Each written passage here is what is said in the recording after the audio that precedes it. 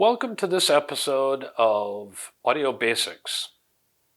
I'm Tom Martin, the executive publisher of the Next Screen Network, which includes The Absolute Sound, Hi-Fi Plus, and Winding Road. And I'm here with my erstwhile colleague, Lance Prophet. Have you ever been an erstwhile colleague before? I don't even know what that means. Yeah, I know. It feels like a promotion. It's going to cost me money. Did you just diss me? I don't know. No. Okay. That's a positive comment. Anyway, Lance Prophet, who's the assistant publisher of the Next Screen Network, and we're going to go through today what I hope is a very useful conversation about how to find a good stereo system. We've been talking about the 10 elements that characterize a good stereo system, but that's not the same as what you need to do to find one. So I hope that's different, but that distinction is clear, but we will find out. So first I want to start with a preamble that, like most preambles, is actually pretty important, so I would ask you to pay special attention to this. We haven't really addressed something that's pretty important, which is why are we doing this audio jazz? We've said a lot about what we're doing.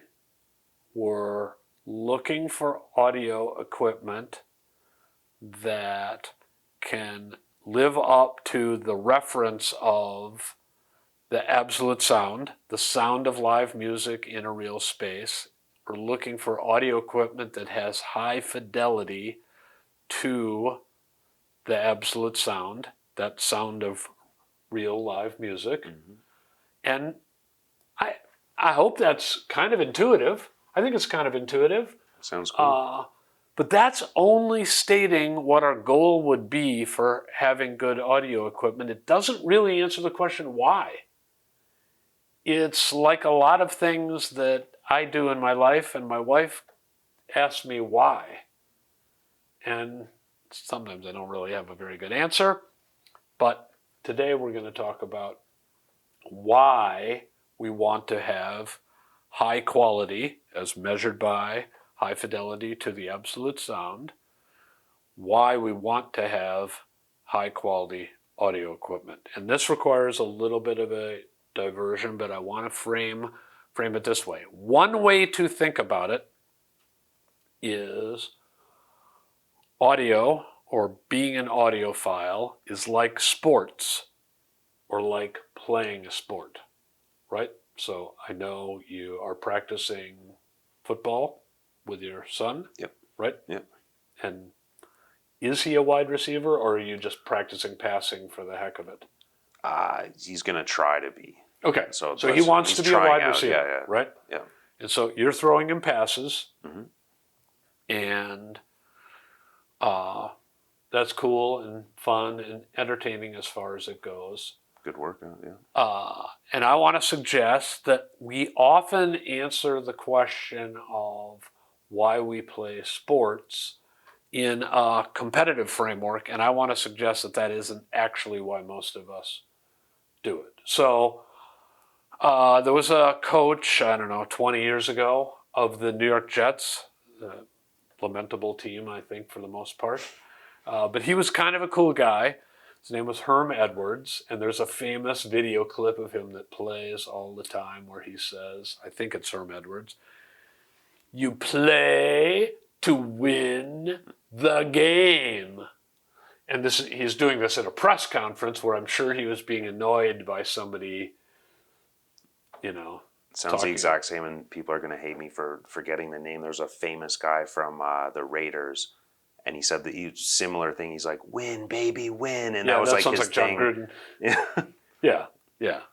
So, in a competitive framework with something like sports, where there is a competition happening, it's pretty understandable. You would say the reason you play is to win the game, or to win, right? Mm-hmm. I do sports car racing, so you could say the reason you do it is to win. I want to suggest that that's true to a point, but especially for amateur sports people, not quite right. Okay? I think I know where you're going with this. Yeah, but that'll be I'll interesting. say All right, because yeah, well, I agree with you already. I was a hockey player, and the reason isn't just to win, Yep. especially when you look back in retrospect. But go Precisely. ahead. So, I want to suggest as a generality, in sports, there are many things we can learn, and they are very good at developing characteristics and character of us as individuals. And that's really the game you're playing when you're playing sports.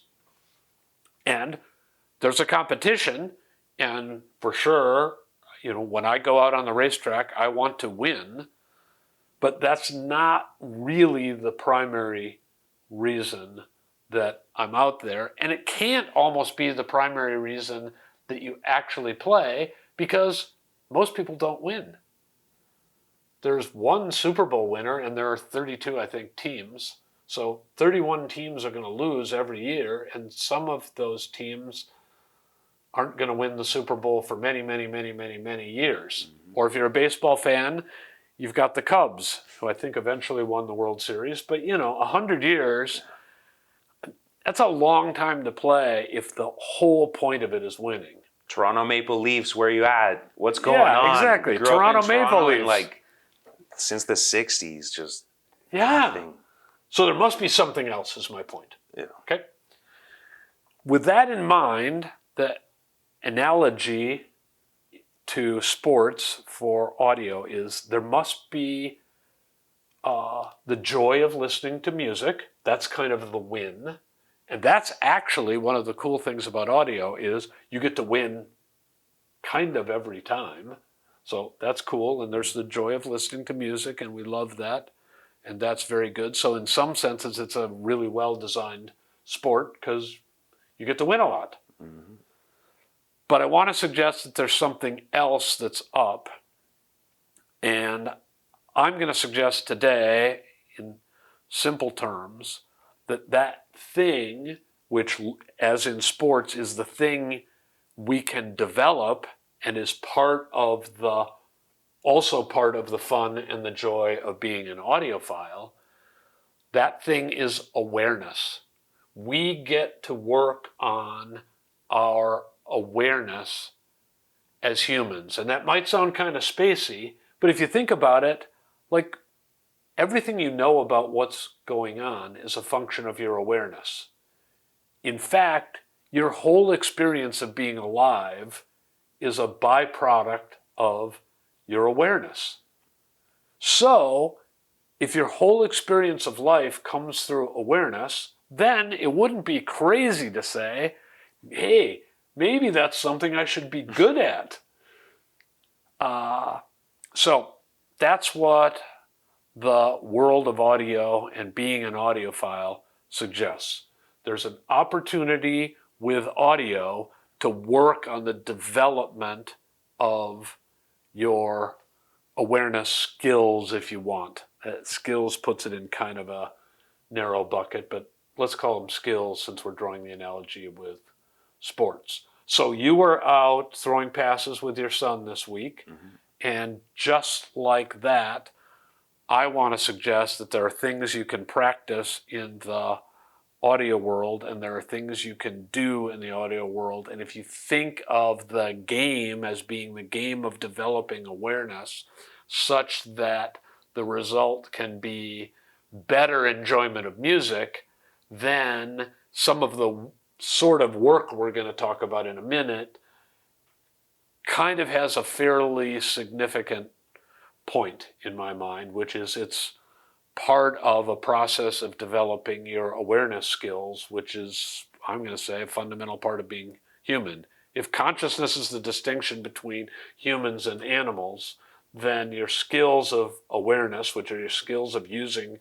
your consciousness, is a pretty human activity. And I think it's kind of cool that in audio we have a chance to develop it, and we can mostly develop those skills while never losing, which actually I like competition, So I'm just happy you led with the enjoyment of music, because all these refinements that we're going to be talking about, I get fearful, like, yep. if this could drive people crazy. It's like, no, enjoy the music, and it can only get better, right? That's hopefully. So we do want to enjoy the music, and the things I want to suggest we should be working on as audiophiles are the things that allow our awareness skills to grow, and what will come out of that is more enjoyment. If we turn the listening to audio into work, I actually think that ends up being a problem, but I'll describe that a little bit more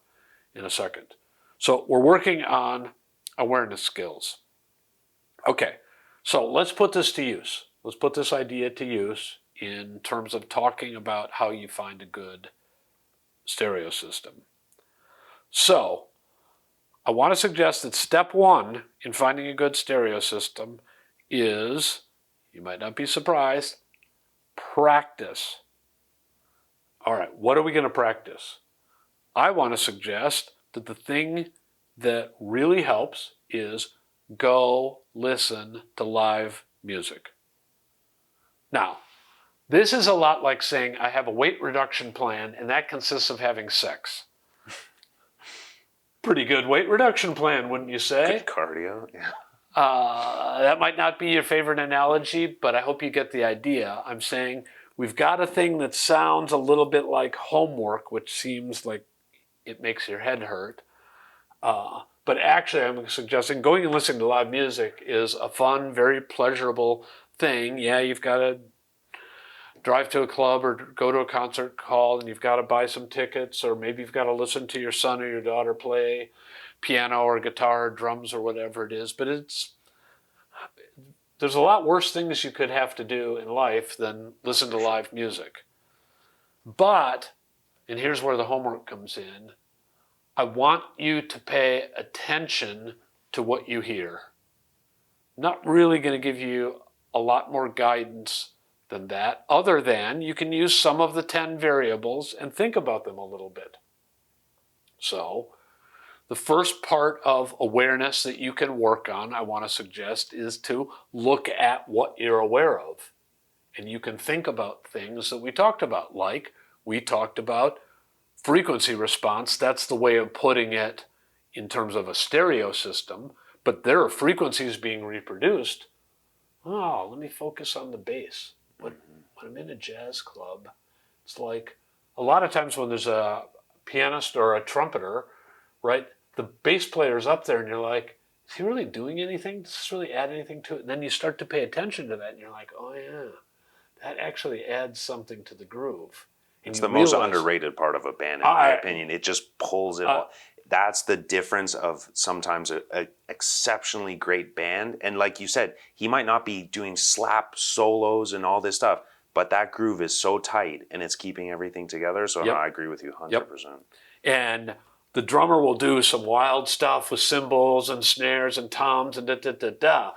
But he is keeping time on the kick drum maybe. And if you listen carefully, you'll notice that the kick drum and the bass are often really perfectly synchronized. Back to that timing thing we talked about. So you get to listen to frequency. I'm not suggesting you just focus on the bass, but as a thing you can focus on. You can focus on the timing of what the drummer is doing and how he's synchronized with the bass player and how they are synchronized with the piano, or very often, really, the pianist is synchronized with them because they're the clock of the operation. And then you can listen to high frequencies and how does a cymbal actually sound. And the risk here, and I think it's actually a trade-off, is you're not actually paying attention to the music per se, you're listening to the sound, and I'm encouraging you to do that so that you can educate your ear on what live music actually sounds like.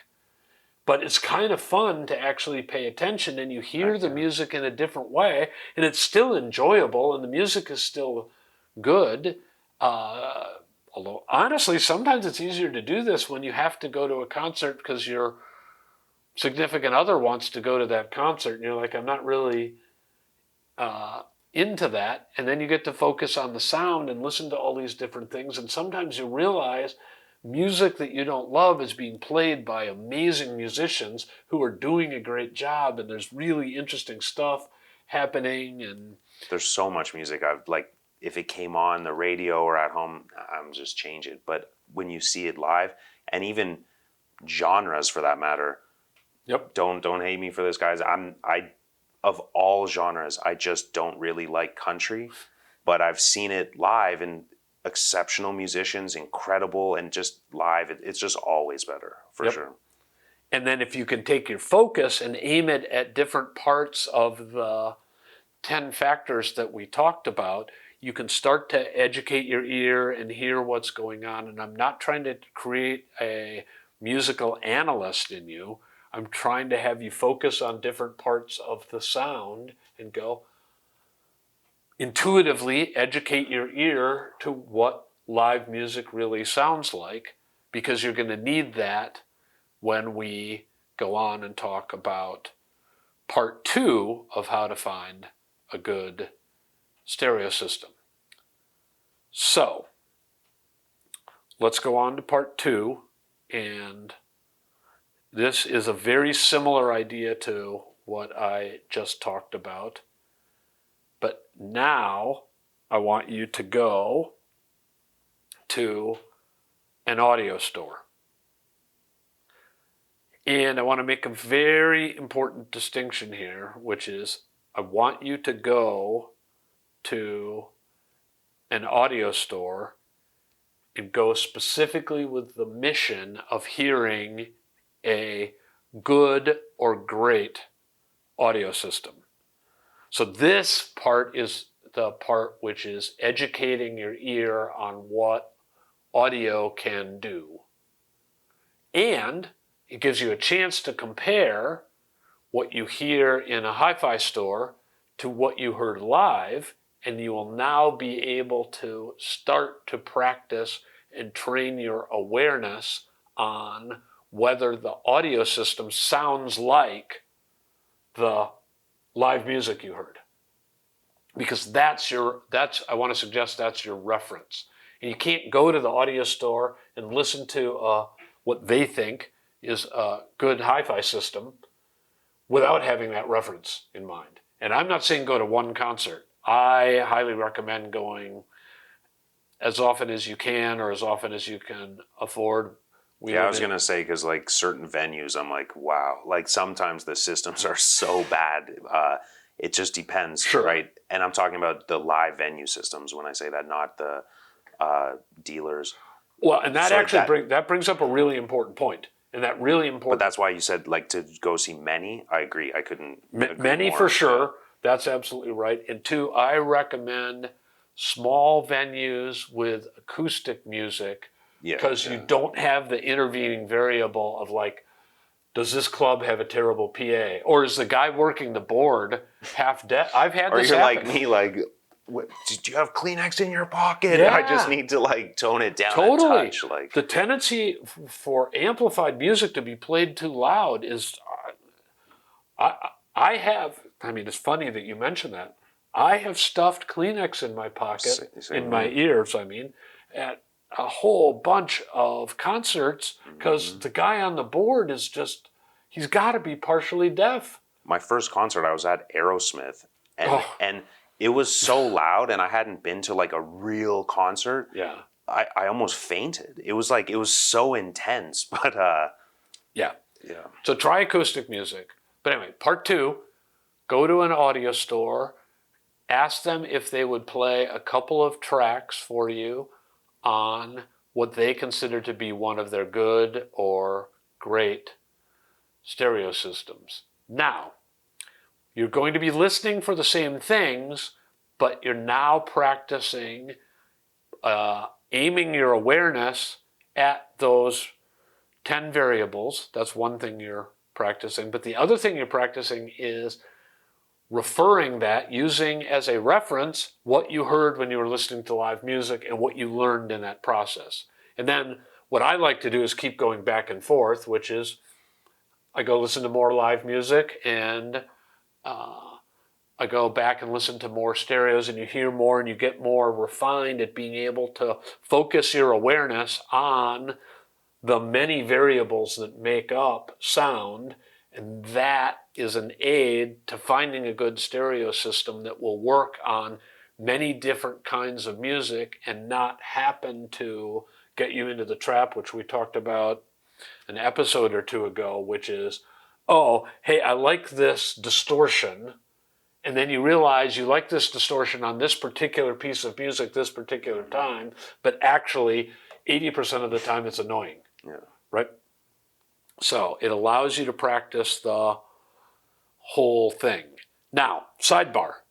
Very important that you go to an audio store that's a specialty audio store. By specialty audio store, I mean really two things. One, a store that's focused almost completely on stereo equipment.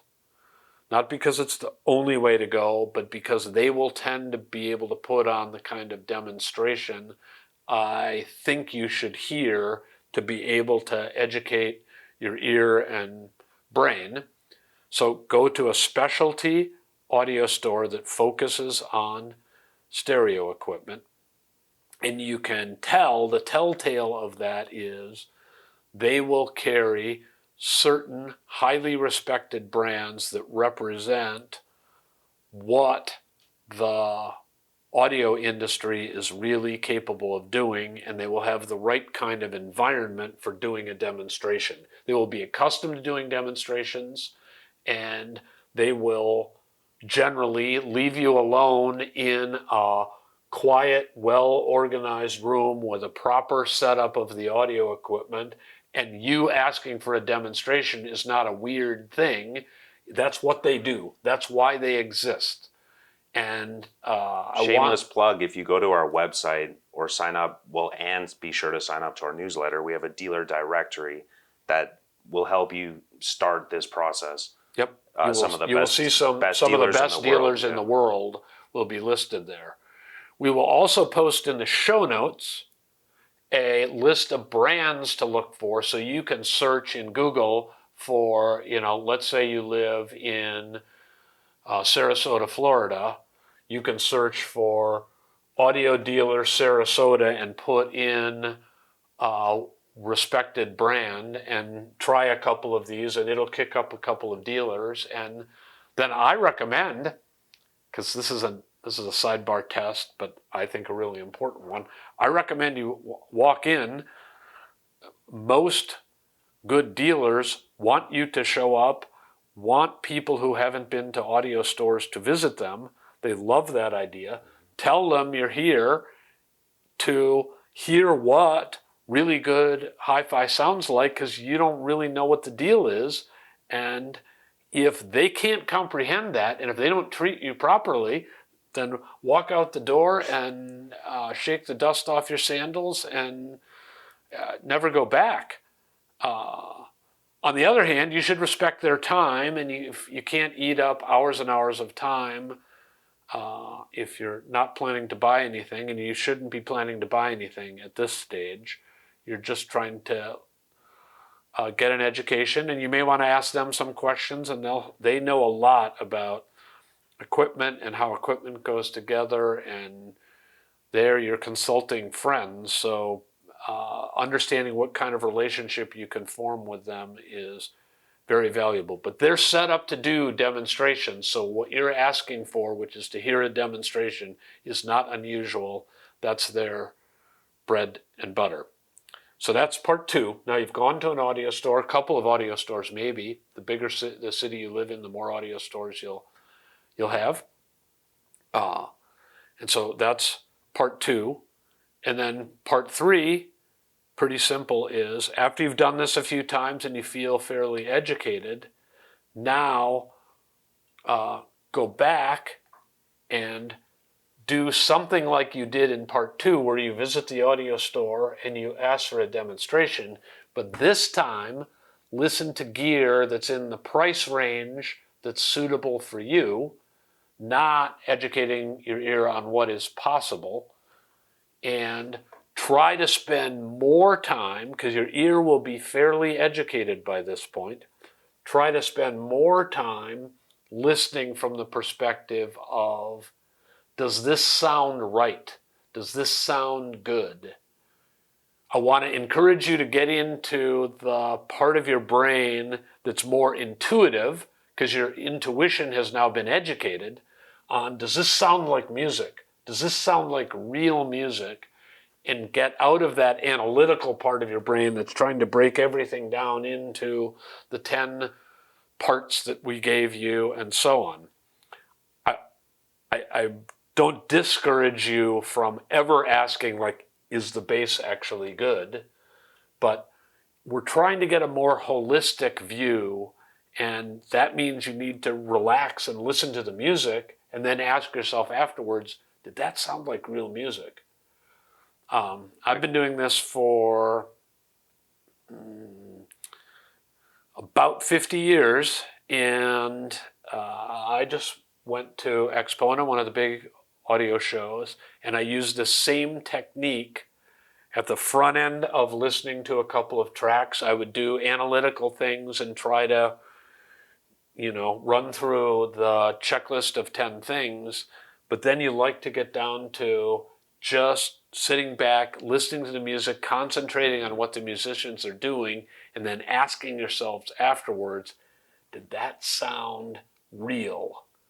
Would I want that to be what I was listening to in my own home? And I was surprised, but that was a really great kind of tiebreaker between a system where I could go, boy, that was good at this and good at this and good at this and good at this, and a system that, like, as a whole made music. Mm-hmm. And that's what we're looking for, because, as Lance said at the beginning, we're trying to have fun. So I hope you've enjoyed this episode. I have a question. Yeah. Okay. And I don't know if this is even possible, but would you ever recommend, so you mentioned comparing the live music to a dealer experience, and doing that makes perfect sense to me. Are there ever opportunities to also train your ear to, if you happen to have a system at home of some level, or even in your car, so then I know, for instance, I'm just randomly all along a watchtower, Jimi Hendrix. If I train my ear to listen to those variables that you have just mentioned, but if you listen to them on whatever access you have, can you go to a dealer and say, hey, I'd really like to hear this track? Highly recommended. Because then you can really see. Dealers will be very used to you bringing in your own music. Cool. Okay. And since most dealers will be set up to do streaming, you just have to have your playlist. Really? Not even digital. You can just have a piece of paper with 5 tracks, and they should be able to dial it up on Tidal. Oh, that's awesome. And boom, rock and roll. Cool. So I hope you've enjoyed this episode of Audio Basics. Thanks for tuning in. Like, subscribe, check out our dealer directory. Be sure to check out the show notes like Tom mentioned. And we'll see you next time. We'll see you next time. Cool. Thanks.